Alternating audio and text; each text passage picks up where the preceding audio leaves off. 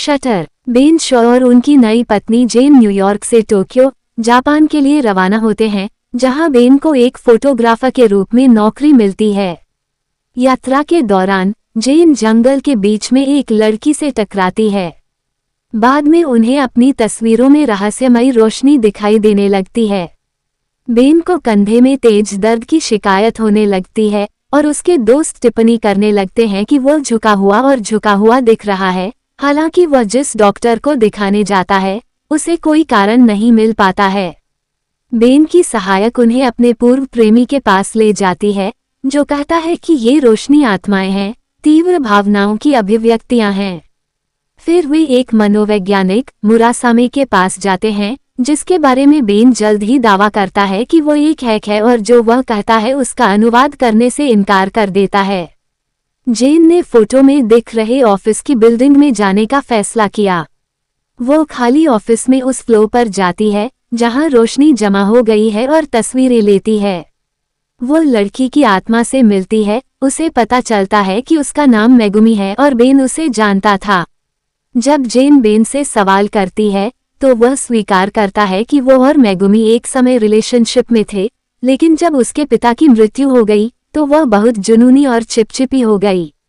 आखिरकार उसने अपने दो दोस्तों की मदद से उसे छोड़ दिया। जेन बेन से परेशान है और फैसला करती है कि उन्हें मेगुमी को ढूंढना होगा।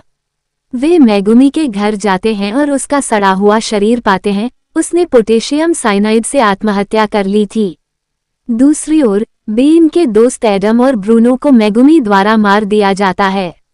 तस्वीरें खींचते समय एडम की आंख फूट जाती है और वो सदमे से मर जाता है। ब्रूनो अपने अपार्टमेंट से कूदकर आत्महत्या कर लेता है।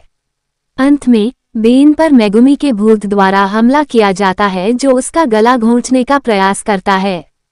जेन को पास की खिड़की से लगभग फेंकने के बाद मेगुमी रुक जाती है, जिससे बेन जीवित रह जाता है। मेगुमी के अंतिम संस्कार के बाद बेन और जेन न्यूयॉर्क लौटते हैं। जेन को एक लिफाफे में कुछ हालिया तस्वीरें मिलती हैं, जिनमें अभी भी मेगुमी दिखाई देती है। उसे अन्य तस्वीरें भी मिलती हैं, जो बेन, एडम और ब्रूनो ने मेगुमी पर खुद को जबरदस्ती थोपते हुए खींची थीं।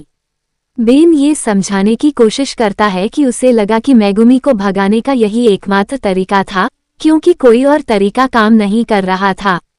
यही कारण था कि बेन ने पहले जो कहा था उसका अनुवाद नहीं करना चाहा।